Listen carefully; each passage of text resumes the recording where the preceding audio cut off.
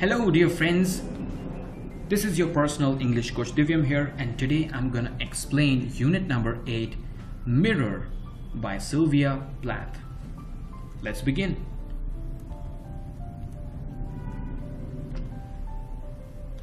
I am silver and exact. I have no preconceptions. While Sylvia might sound a little bit like silver, we're pretty sure from this first person declaration that Plath isn't the speaker in the poem. Instead, we have to think back to the title. What is silver and exact? Well, a mirror. We know mirrors don't talk, but that just makes us more curious about what this mirror is going to say. We know from looking at them that mirrors are silver and give an exact reflection of what it shows in front of them. The second part of the line is not so simple. The mirror is telling us that it has no preconceptions or prejudgments. The mirror doesn't change what it shows you based on its understanding of who you are or whether you're having a bad day or a good day. It just shows what it sees. So, while this mirror may be personified in the poem, it doesn't, like most people, let what it has seen before affect what it does in the present. Line number 2. Whatever I see, I swallow immediately. Now the personification becomes a little weirder. We can imagine a person who is exact, who has no preconceptions, but a person who swallows everything he sees. Now that's a stretch. To figure out this line, it helps to think of what mirrors do to everything they see. They reflect it. Swallowing everything, then, is a metaphor for reflecting everything. The substitution of swallowing for reflecting makes this mirror seem human. It appears hungry to us and a little unforgiving and scary. We certainly don't want it to be swallowed by our mirrors. In terms of sound, the rhythm of this line swallows the reader right up. It's arranged to be sharp and deliberate, but reads like a riddle. Line number 3. Just as it is, unmisted by love or dislike. This line is giving us more information about how the mirror is swallowing what it sees, while also confirming what we already know from the first line, that the mirror is exact and has no preconceptions or prejudgments. The first part of this line isn't too complicated. We know that mirrors reflect things just as they are. But then we get to the second part of the line where we find out that whatever the mirror swallows is unmisted by love or dislike. Unmisted is unchanged. Unmisted is yet another metaphor. Here it means unchanged, but it gives us an image of an actual mist that could be, but isn't, clouding what the mirror sees. Even more interesting, love and dislike are things that cause this mist. The mirror, even though it's not human, knows that when humans love something, it appears more beautiful, and when we dislike something, it seems uglier. But the mirror is beyond all this. The vision-impairing mist of love or dislike does not apply to the mirror, which shows things exactly as they are. Line number 4 and 5. I'm not cruel, only truthful. The eye of a little god, four-cornered. Here the mirror seems to realize that it's coming off as a little harsh, because it just shows what it sees and takes nothing else in account. So it explains that it's not cruel, just truthful. If the mirror were to lie to make what it reflected look worse than it already does, it would be considered cruel. Instead, it just shows what it sees, good or bad. We now get a dash connecting line 4 to 5. A dash can mean many things, but here it seems to denote a comment from the mirror, explaining the previous line further, while in the meantime giving us a pretty cool new way to think about the mirror. The mirror in line number 5, comparing itself with the eye of a little god. Indeed, the mirror is getting a little high and mighty here, saying that it's powerful. It's also saying something about what it thinks a god is like. Not cruel, but truthful. Notice that the word God isn't capitalized in the line. It could refer to any god, even one in the guise of the mirror.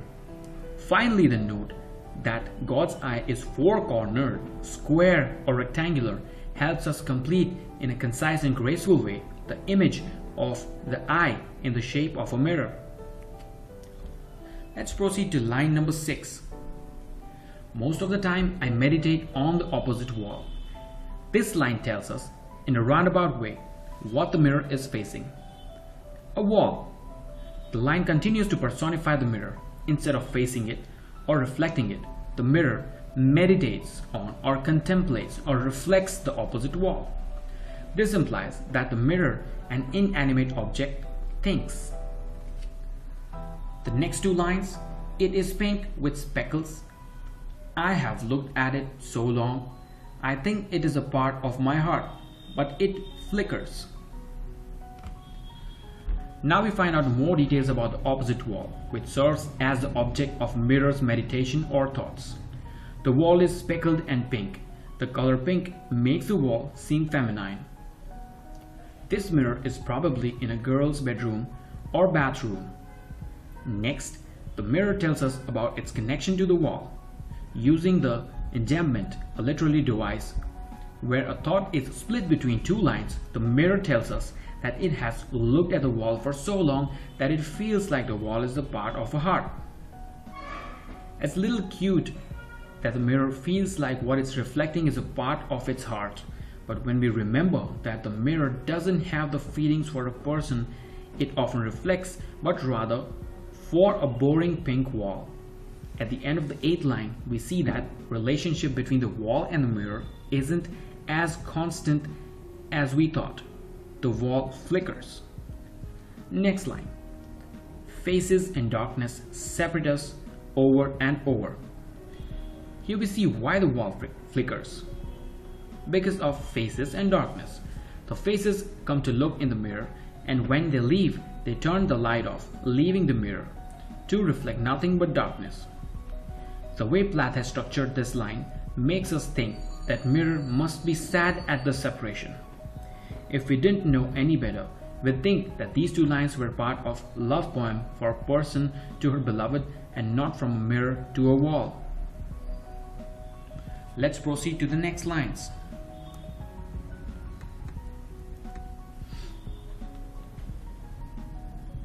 Now I am a lake. A woman bends over me, searching my reaches for what she really is. With the new stanza, our poem switches.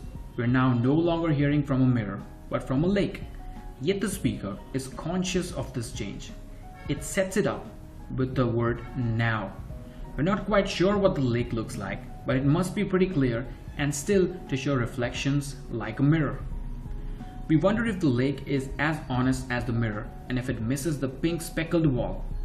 Whether or not this lake is the same at the heart as the mirror, the poem moves on to show what the lake is reflecting, a woman.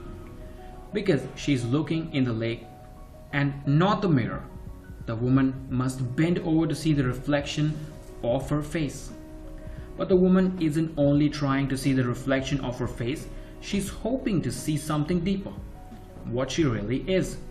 She's searching the reaches or the depths of the lake, perhaps looking not only into her reflection but also into waters beneath it. Next lines. Then she turns to those liars, the candles or moons. I see her back and reflect it faithfully.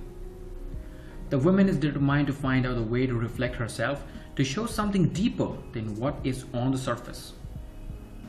After searching in the lake, she turns to face the moonlight and candles to try and see a different reflection. The lake calls candles and the moon liars because the light can wrap sight, often hiding people's blemishes and making them appear more beautiful. Candlelight dinners and moonlight walks are romantic for a reason after all. Here we see more human characteristics from the speaker. The lake is calling other inanimate objects liars. Of course, none of these things can talk, much less talk trash about each other. But this lake is proud of his honesty, as we see further in line number 13. When the woman is turned away to look at the lying moon and candles, the lake is still there, reflecting her back faithfully, showing the truth. Next line. She rewards me with tears and agitation of hands. This line shows that woman is anxious to find what she's looking for. As the lake told us earlier, she is searching for what she really is. She is not satisfied with the lake at the first glance, but eventually turns back to it.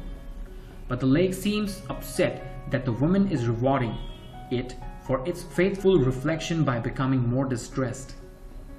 She shows her distress by physically disturbing the lake. Her tears drop into it, and her hands stir up the water. That shows her reflection. Line number 15.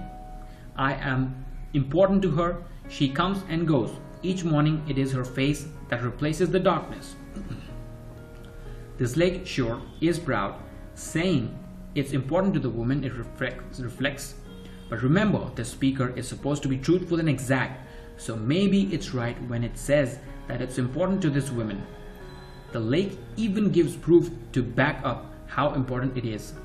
It says the woman visits each morning, so that the lake then reflects the woman's face instead of the darkness of the night. This woman comes to look at the lake every morning. Well, then maybe it is important to her. Line number 17 and 80, the last lines.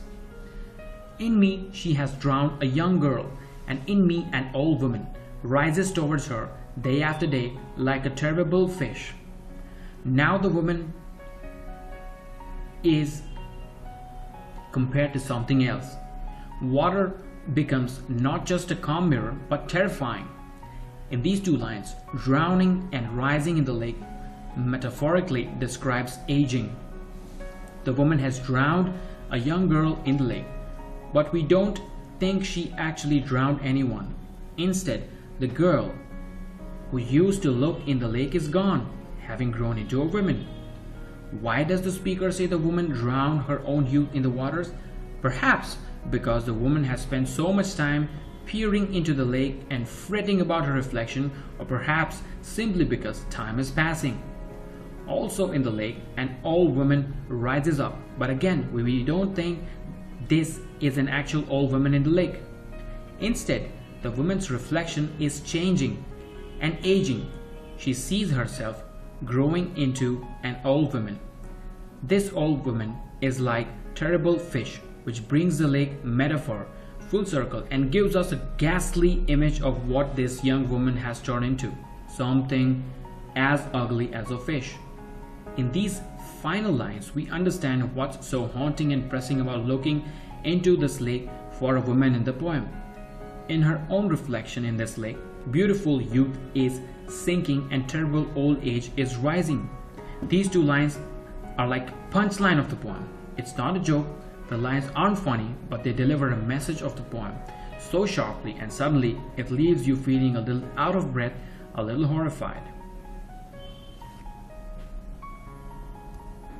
Then you have a little description of the poet, and there are a lot of things you can talk about after having understood the poem. I hope you liked my explanation. If you did, please hit like, and I'm also going to explain all of this to you in Hindi. So stay tuned.